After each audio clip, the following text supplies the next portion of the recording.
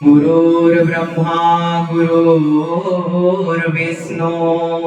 गुरुदेव महेश्वर गुरु साक्षात् परम ब्रह्म तस्मै श्री गुरवे नमः। तस्मै श्री गुरवे नमः।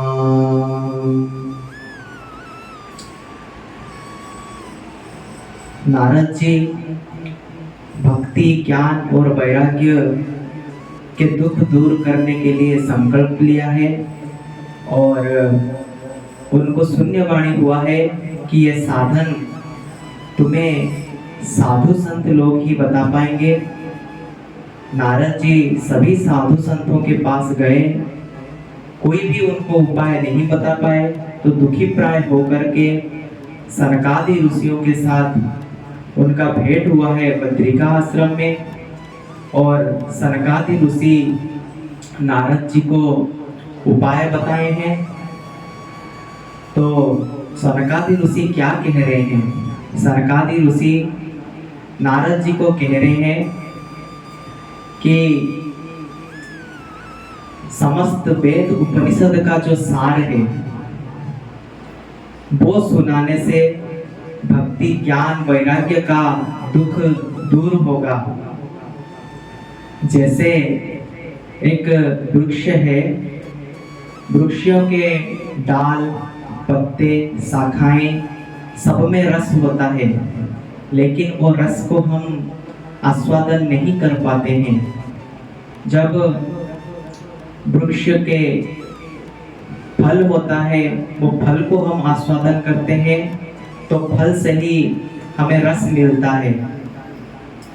जैसे दूध में घी होता है, लेकिन घी का स्वाद दूध से भिन्न होता है, दूध में ही होता है।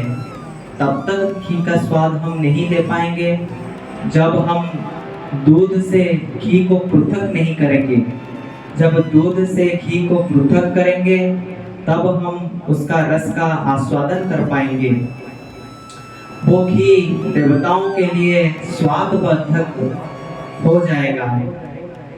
उसी प्रकार ईख के ओर छोर हर जगह पे खांड रहती है, लेकिन जब उसको पृथक करेंगे तब उसका स्वाद कुछ अलग होगा।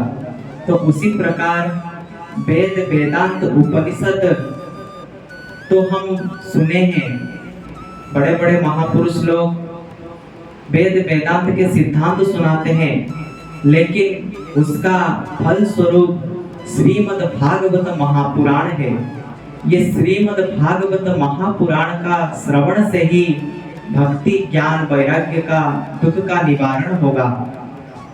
तो ये जानने के बाद नारद जी प्रसन्न हो गए। प्रसन्न होकर के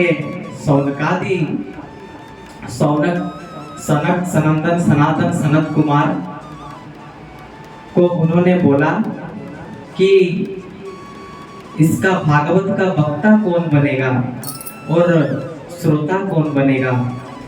तो यहाँ पर सनकादि ऋषियां कह रहे हैं कि आप जैसे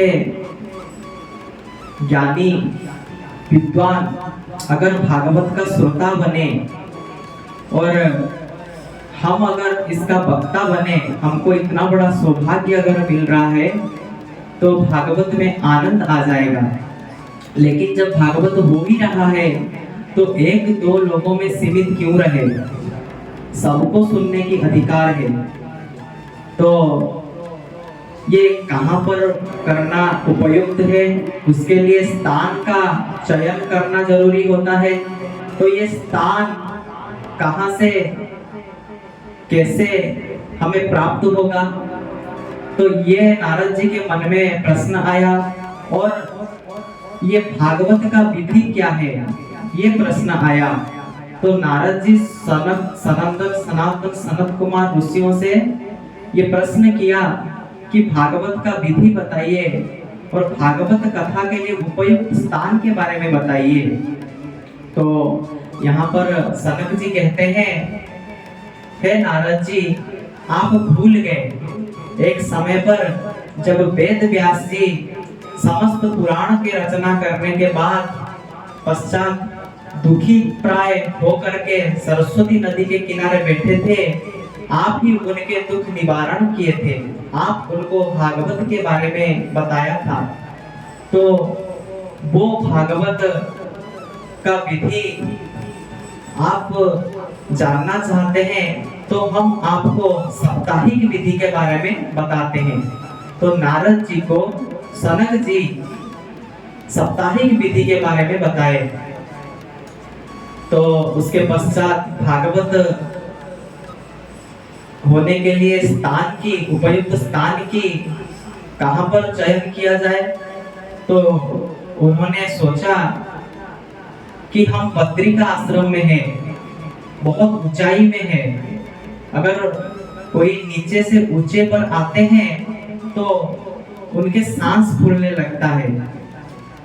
तो उन्होंने तय किया कि हम कुछ ऊंचे से नीचे आते हैं और नीचे वाले कुछ नीचे से ऊपर आएंगे।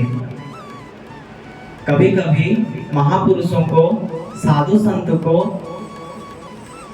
भक्तों के कल्याण के लिए, प्रत्येक जीव समाज के कल्याण के लिए उनको अपने स्थिति से नीचे आना पड़ता है। हालांकि वो स्थिति में है जो स्थिति में पहुंचने के बाद उनको कुछ करने की आवश्यकता ही नहीं है। वो अपने आप में भगवान के लीला गुण में लिप्त रहते हैं, उनको उन्हीं में ही आनंद मिलता है। लेकिन जब समाज की कल्याण की बात आता है तो दोबारा से उनको उस स्थिति को त्याग करके उनको कुछ नीचे आना पड़ता है। और हम जो कुछ नीचे हैं, हमें भी कुछ ऊपर उठना पड़ता है हमारे स्थिति से। घमंड नहीं करना चाहिए। अगर श्रोता के अंदर घमंड हो, अभिमान हो, तो अच्छा श्रोता के अधिकारी नहीं है और कोई भी ज्ञान को अपने मस्तिष्क में धारण नहीं कर पाएंगे। तो इसीलिए श्रोता को भी श्रद्धा युक्त होकर के कुछ नीचे से ऊपर आना पड़ता है। तो बद्रिका आश्रम से वो कुछ ऊपर से नीचे आए और जो श्रोतागण थे वो भी कुछ नीचे से ऊपर आए।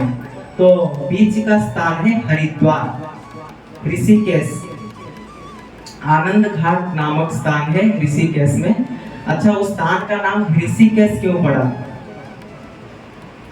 उत्तराखंड में है। वहां ऋषि मुनियों ने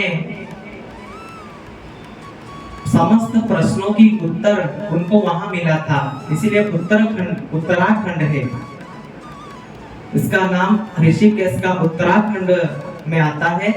तो आनंद नामक घाट पर और पवित्र स्थान है। वहां पर ऐसे मान्यता है कि बैरी अपने अपने बैरी जो शत्रु जीव जंतु होते हैं आपस में, उनमें भी बैर भाव नहीं है।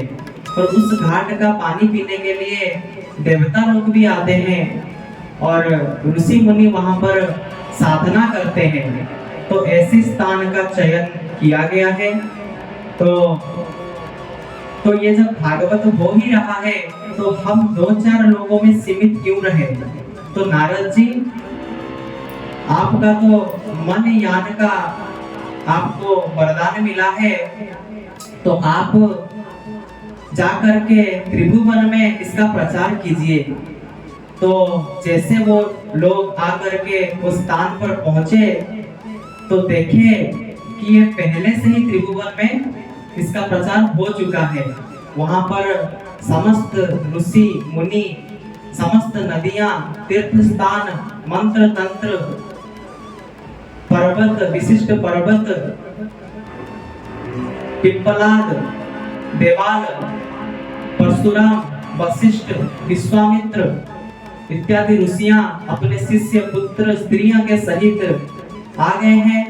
और जो अपने अभिमान के कारण नहीं आए हैं, भृगु ऋषि उनको बुला के समझा बुझाकर ले आए हैं।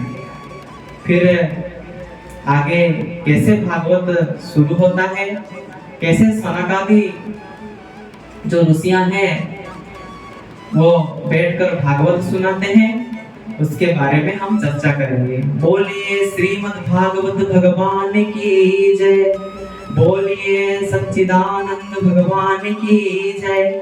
जय जय श्री राधे, जय जय श्री राधे, जय जय श्री राधे श्याम।